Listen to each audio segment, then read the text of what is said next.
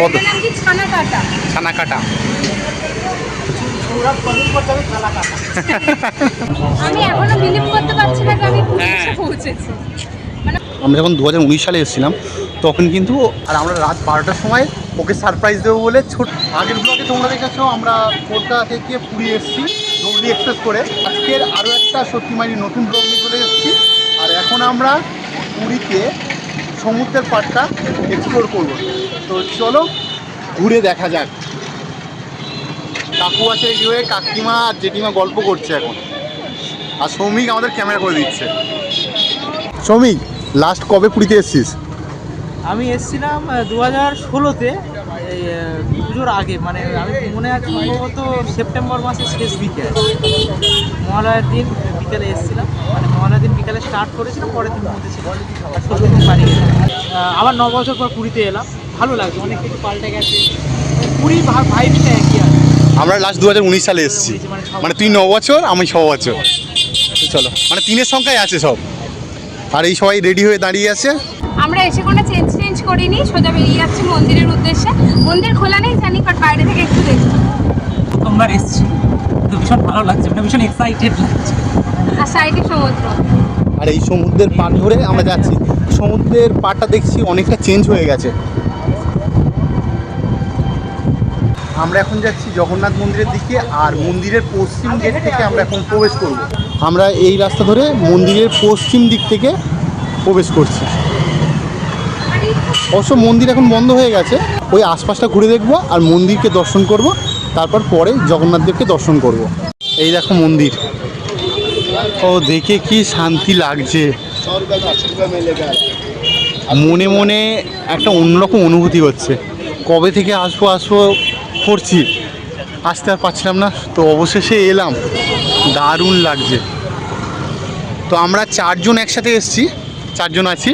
আর কাকুরা সিমিরা ওরা আলাদা এসছে, মানে আলাদা টোটো করে এসছে। এবার আমরা ওদের সাথে গিয়ে মিট করে নেব। আমরা এই প্রাঙ্গণে প্রবেশ করেছি, এবার ওই পারে যাব, কারণ ওপারে যে মেন গেট আছে মন্দিরের, ওখানেই কাকুরা দাঁড়িয়ে আছেন। মন্দিরের আশপাশটা কিন্তু দারুণ সাজিয়েছে। আমরা যখন 2019 সালে এসেছিলাম তখন কিন্তু এই যে অন্যরকম পরিবেশটা ছিল না, তো আজকে বেশ দারুণ লাগছে। কি সুন্দর গাছপালা দিয়ে চারিদিকটা সাজানো।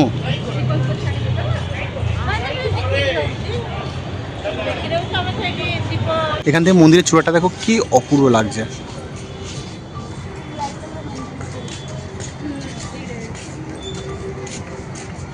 এটা হলো মন্দিরের অশ্বদ্বার, যেটা দক্ষিণ দিকে অবস্থিত।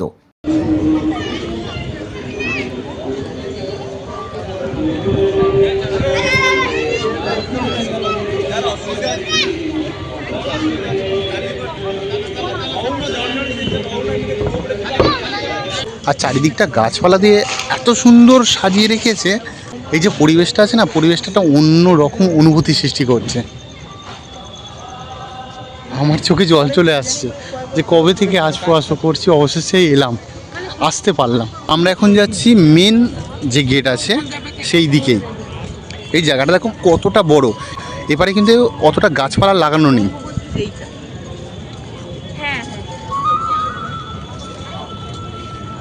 এখানে দেখছি অনেকে শুয়ে আছেন, অনেকে বসে আছেন। হ্যালো, এই তো আমরা যাচ্ছি মন্দিরের সামনে। একদম মেন যে দুয়ার আছে সেখানে এখন এসছি। আর এখান থেকে মন্দিরটা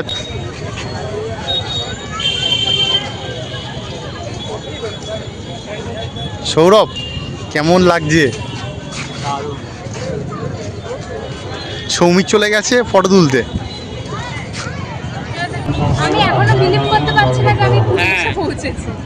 মানে অনেক দিন ধরে আসবো আসতে, মানে এক্সপেকটেশন সেটা যে আজকে পূরণ হয়েছে, তার মানে আমি বিশ্বাস করতে পারছি না এখন। ঠিক আছে, ঠিক আছে, ঠিক আছে।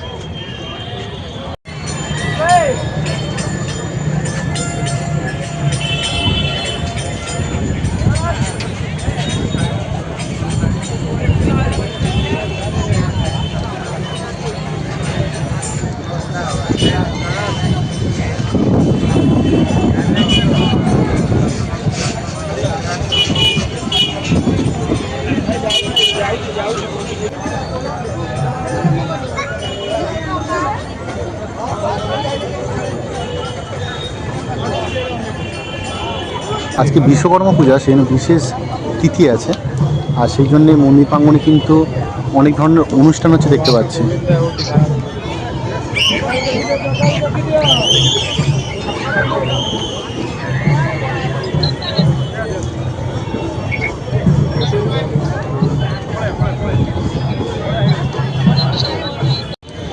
আমি ওই দিক থেকে এপারে আসলাম, এখান থেকে আসলে আর একটু মন্দিরটা কাছ থেকে দেখানো যাবে, সেই জন্য এখানে আসলাম আর তোমাদেরকে দেখাচ্ছি। আমাদের মন্দির দর্শন করা হয়ে গেল, তোমাদেরকেও দর্শন করালাম, ফের কালকে দর্শন করতে আসবে তখন দেখাবো। তো এখন আমরা ফের সমুদ্রের দিকে যাচ্ছি। আমরা এখন মন্দির থেকে বার হয়ে যাচ্ছি, তো মন্দির ছেড়ে যেন যেতে ইচ্ছা করছে না। চলো বার হয়ে যায়। 2019 সালে যখন এসেছিলাম তখন মন্দির প্রাঙ্গণটা অন্য দেখেছিলাম, 2020 সালের পর রেনোভেট করা হয়েছে, তো অনেকটাই চেঞ্জ হয়েছে আর এখন বেশি ভালো লাগছে।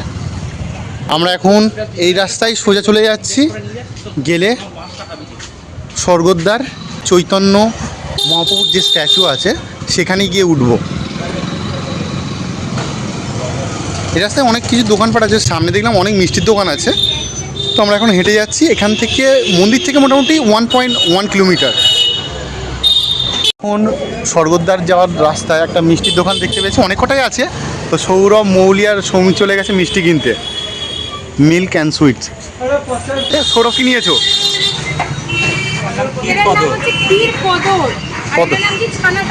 ছানা কাটা। খুব মিষ্টি না, আবার বেশি মিষ্টি না, দারুণ লাগে।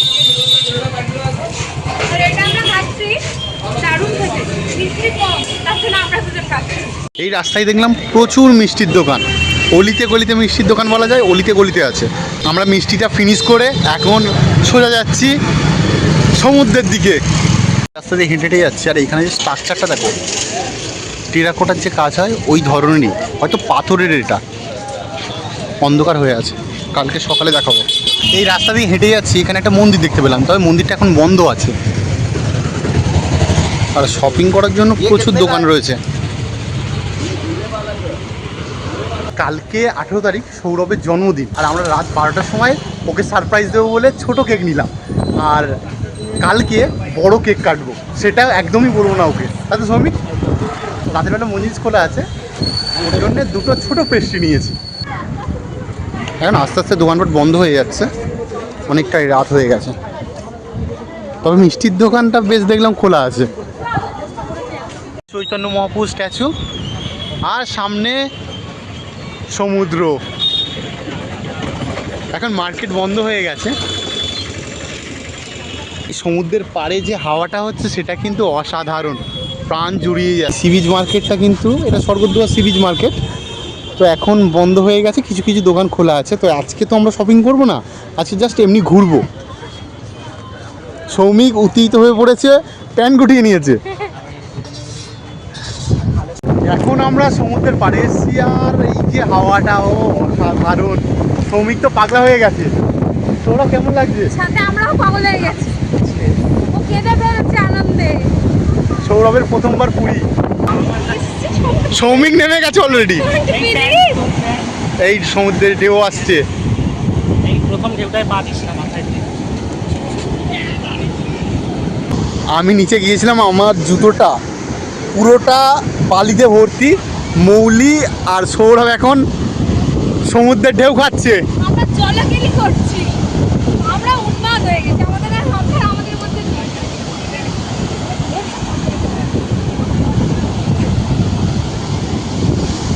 ওই পারে ঢেউটা দেখো কত বড়।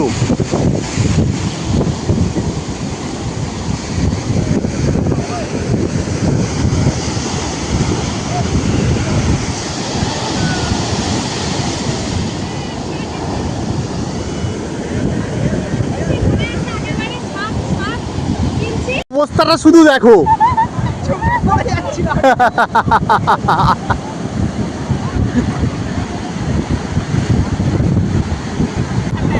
ওই পারে আর কিছু দেখা যাচ্ছে না। কোথায় যাবো পুরো ওই পারে গেলে? যা হবে। আমরা সমুদ্র থেকে উঠে গেছি, এবার রাতে খাবারের সন্ধানে বেরিয়েছি, দেখা যাক কি হয়, পাই কিনা। আর শ্রমিক বলছে খাবারটা জোটে কিনা দেখি, সেই বলে আর আগে চলে গেছে। বেশিরভাগ দোকানপাট বন্ধ হয়ে গেছে। আমরা এখন খাচ্ছি বিরিয়ানি আর চিকেন তড়কা, এক তড়কা তো। রাতের বেলা খাওয়া দাওয়া করে আমরা এই সি বিচ ধরে হেঁটে যাচ্ছি। একটা জিনিস দেখলাম, এখানে কিন্তু এই রাতের বেলা এনারা কাজ করছেন, জায়গাটাকে পরিষ্কার রাখছেন। দেখো পুরো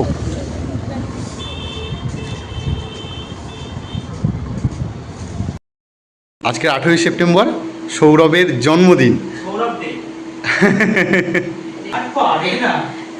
তো আমরা রাতের বেলায়, আরও সব লোক ছিল ঘুমিয়ে পড়েছে, কালকে তারা সেলিব্রেট করবে। তো রাতের বেলা এখন কেক কাটা হবে। কাকিমাও জেগে আছে সারাক্ষণ ধরে। তো চলো শুরু হোক। Happy birthday to you, happy birthday dear Sourav, happy birthday dear Sourav. Soumik শুধু টু ইউ করে যাচ্ছে। কাকিমা এরপর আসুন।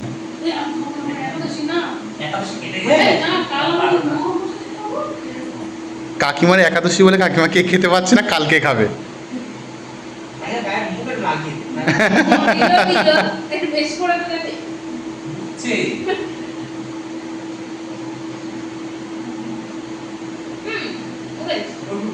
Happy birthday. যার হ্যাপি বার্থডে তাকে খাওয়ানো হয়নি, সে সবাই খাই দিচ্ছে। হ্যালো। আর তার হচ্ছে কল এসেই যাচ্ছে। আজকের ব্লগটা এই পর্যন্ত রইল, দেখা হচ্ছে পরবর্তী কোনো ব্লগে। ব্লগটা পুরো দেখার জন্য সবাইকে অসংখ্য ধন্যবাদ।